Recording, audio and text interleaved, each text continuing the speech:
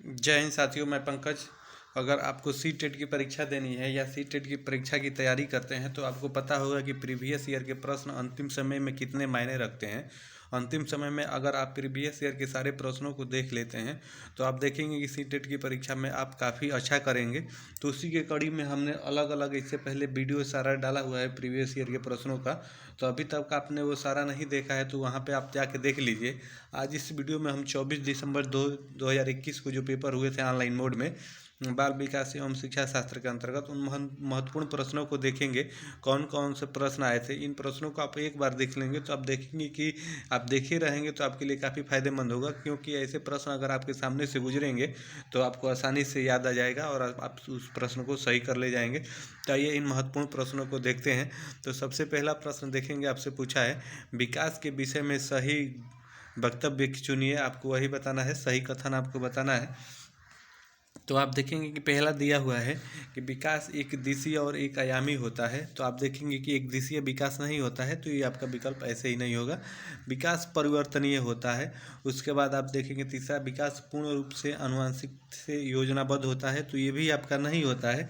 उसके बाद आप देखेंगे सभी व्यक्ति एक ही आयु और गति से विकास के पड़ाव को प्राप्त करते हैं, तो ये भी नहीं है। तो आपका बचा दूसरा विकल्प, तो आपका दूसरा ही विकल्प इसमें सही हो जाएगा। तो आइए अगले प्रश्न को देखते हैं। इसी प्रकार के प्रश्न आपको सी टेट में देखने को मिलते हैं। तो इन प्रश्नों को आप एक बार देख लेंगे तो आपके लिए काफ़ी फायदेमंद साबित होंगे। हम ये आपसे बार बार बोल रहे हैं।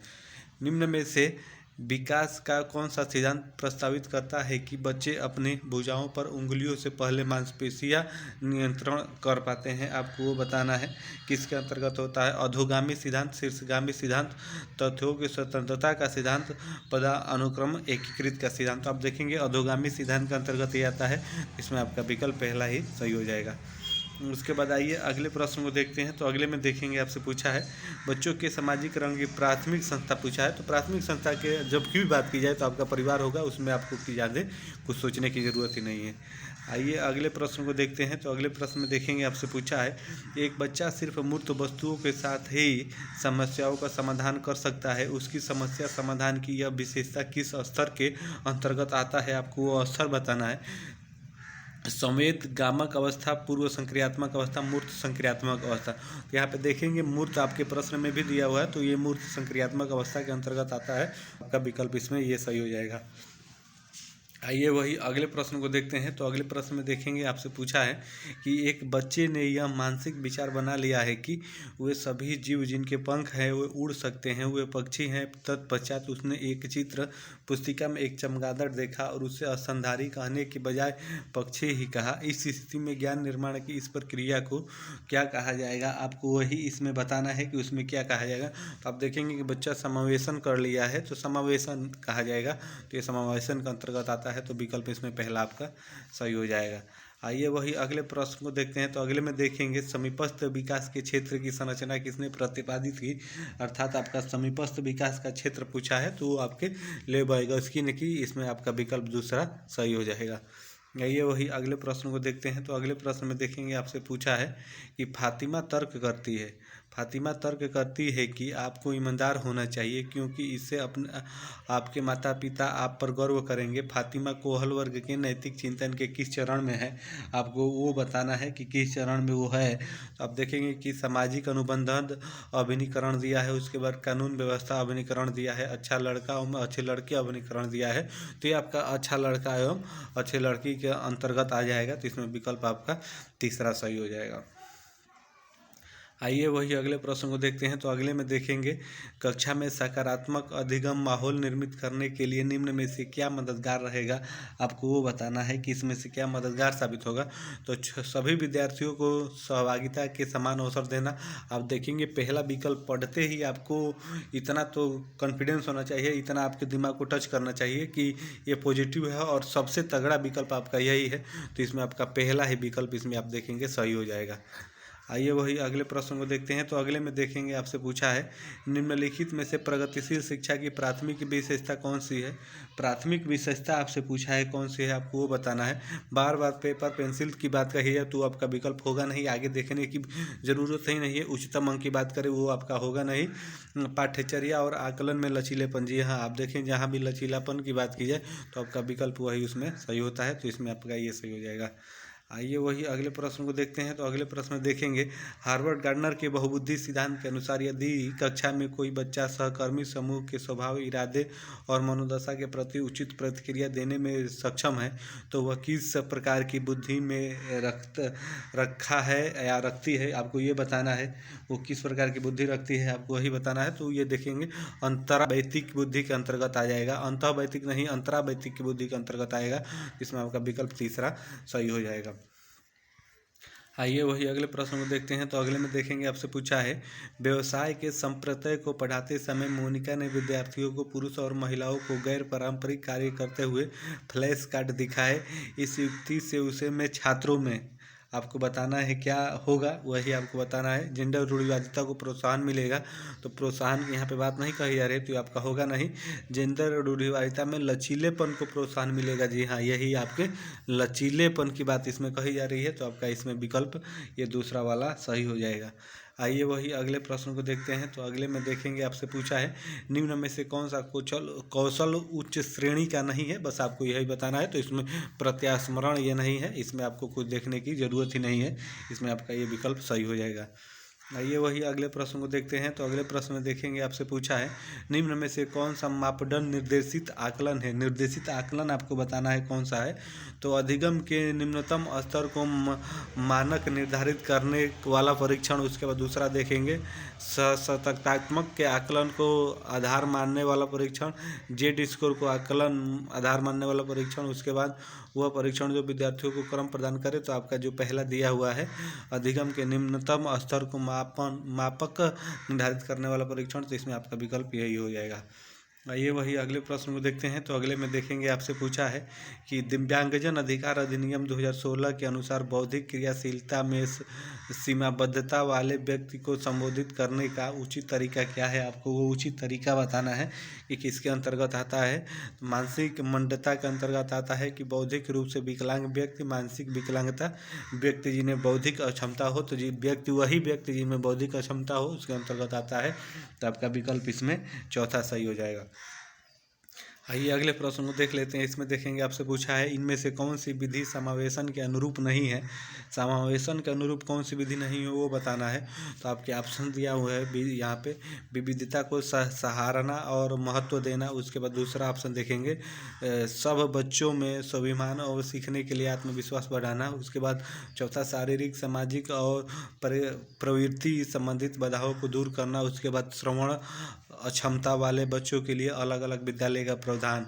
जी हाँ, इसमें आपका नेगेटिव पूछा है, नहीं है, अनुरूप नहीं है वो पूछा है। तो अनुरूप जब ये है श्रवण अक्षमता वाले बच्चों के लिए अलग अलग विद्यालय का प्रावधान नहीं करेंगे, एक ही विद्यालय में समावेशी कक्षा के रूप में पढ़ाएंगे, तो आपका विकल्प इसमें चौथा सही हो जाएगा।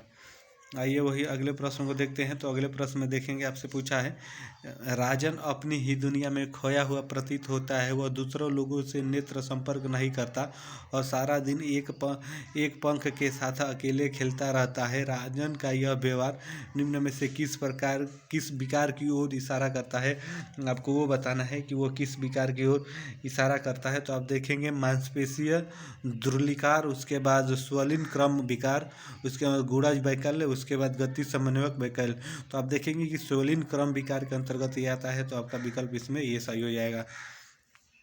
आइए वही अगले प्रश्न को देख लें। तो अगले प्रश्न को देखेंगे, इसमें आपसे पूछा है कि विषय वस्तु को पढ़ते समय शब्दों को हटाने, उलटकर लिखने और बदलकर लिखने में कठिनाई आना किस विकार की तरह इशारा करता है, आपको बताना है किस विकार की ओर इशारा करता है। विमर्श वैकल्य, वाचन वैकल्य, गुणज वैकल्य, उत्साह वैकल्य। तो आप देखेंगे ये वाचन वैकल्य के अंतर्गत आता है, तो इसमें आपका ये विकल्प सही हो जाएगा। आइए वही अगले प्रश्न को देखते हैं। तो अगले प्रश्न में देखेंगे, आपसे पूछा है किसी चीज़ के विषय में नूतन तथा असाधारण रूप से सोचना और समस्या के निदान के लिए अनोखे समाधान ढूंढने की क्षमता क्या कहलाती है, आपको वो इसमें बताना है। आवेग, शीतलता, उसके बाद परिवर्तनता देखेंगे, उसके बाद अति सक्रियशीलता, सृजनात्मकता। जी हाँ, सृजनात्मकता कहा जाती है। आपका विकल्प चौथा इसमें सही हो जाएगा। आइए वही अगले प्रश्न को देखते हैं। इसमें देखेंगे, आपसे पूछा है, एक शिक्षक कुछ लिखित सामग्री एवं सब्जियों और फलों की तस्वीरों का प्रयोग करते हुए अपने छात्रों से चर्चा करता है। विद्यार्थी इस परिचर्चा में अपने पूर्व ज्ञान से जोड़ते हुए पोषण को संप्रत्यय सीखते हैं। यह उपागम निम्न में से किस पर आधारित है, आपको वो बताना है कि ये उपागम किस पे आधारित है। तो आप देखेंगे कि यदि यह ज्ञान के निर्माण पर ये आपका उपागम आधारित है तो आपका इसमें यही विकल्प सही हो जाएगा। आइए वही अगले प्रश्न को देखते हैं। तो अगले में देखेंगे, सृजा को पूरा यकीन है कि वह गणित की आगामी परीक्षा में पिछली बार की तरह ही असफल होगी, इसलिए उसने उस विषय में मेहनत करना छोड़ दी है। वैसे भी उसकी शिक्षिका उसको उसे में मंद अपेक्षाएं ही हैं। इससे आप सृजा के बारे में क्या अनुमान लगा सकते हैं, आपको वो बताना है कि आप उसके बारे में क्या अनुमान लगा सकते हैं। वो आलसी है, बहाने बनाती रहती है, तो ये आपका होगा नहीं। अधिगम असाध्य का अनुभव कर रही है। जी हाँ, ये आपका दूसरा ही विकल्प इसमें सही हो जाएगा। इस प्रकार से ये विकल्प इसमें सही हो जाएगा। आइए वही अगले प्रश्न को देखते हैं। तो अगले में देखेंगे है, अबीर की कक्षा में बच्चे शिक्षक एवं सहपाठियों के साथ विविध प्रकार की चुनौतीपूर्ण क्रियाकलापों में भाग लेते हैं और मिलजुल कर ज्ञान का निर्माण करते हैं। इस प्रकार की कला क्या कहलाती है, आपको वो बताना है कि वो कला आपकी क्या कहलाती है। तो आप देखेंगे सामाजिक संरचनावादी कला कहलाती है। पहला ही विकल्प आपका इसमें सही हो जाएगा। आइए वही अगले प्रश्न को देखते हैं। तो अगले प्रश्न में देखेंगे, आपसे पूछा है, निम्न में से कौन सी शिक्षा शास्त्रीय रणनीति राष्ट्रीय शिक्षा नीति 2020 द्वारा प्रस्तावित होती है, आपको वो बताना है कि कौन सी प्रस्तावित होती है। अन्वेषण आधारित अधिगम, जी हाँ, ये आपका विकल्प इसमें सही होगा। कथावाचक द्वारा आधारित शिक्षा शास्त्र, ये भी आपका सही है।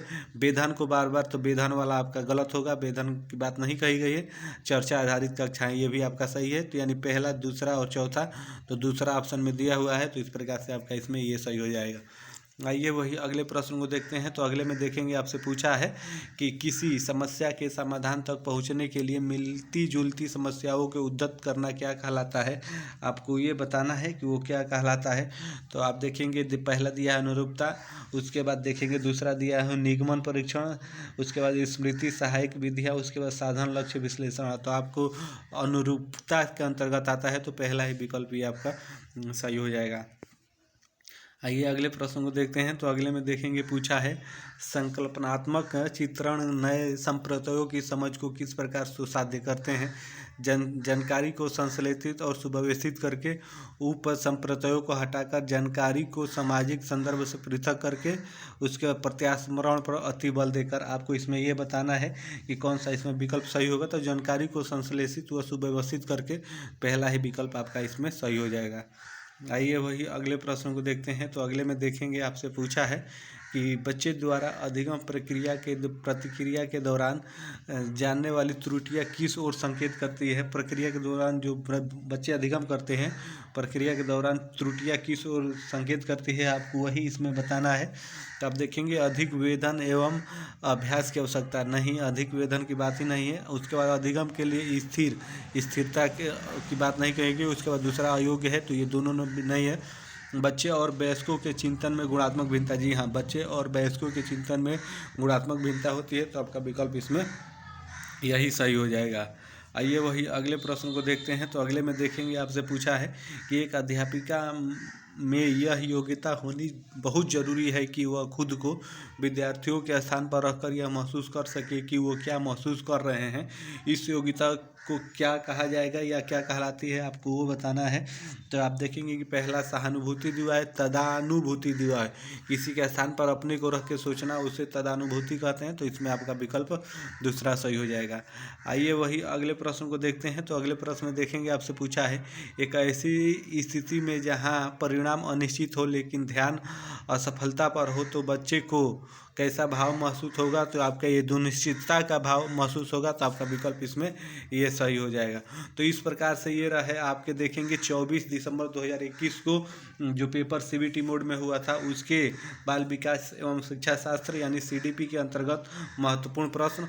तो आप इन सभी प्रश्नों को, सभी वीडियो को, प्रीवियस ईयर के सारे वीडियो को आप एक बार देख लेंगे तो आप देखेंगे कि आपके लिए काफ़ी फायदेमंद होगा। तो आप ज़रूर एक बार वीडियो को जाके देख लीजिएगा और कमेंट करके बताइएगा कैसी लगी। तो फिर मिलते हैं नेक्स्ट वीडियो में, तब तक के लिए आप सभी को जय हिंद, धन्यवाद।